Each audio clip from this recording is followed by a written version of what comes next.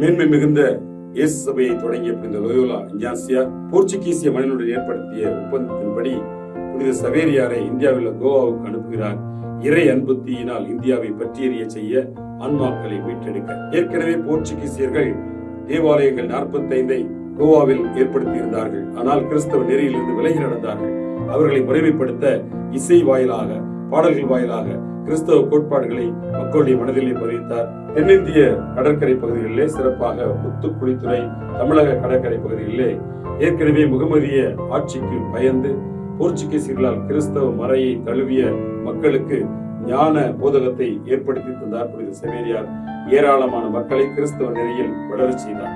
1545ஆம் ஆண்டு மலாக்கா, அதைத் தொடர்ந்து ஜப்பானில் பணி செய்துவிட்டு சீனா செல்ல ஆயத்தமானார். உடல்நலம் இல்லாமல் இறந்து போனார்.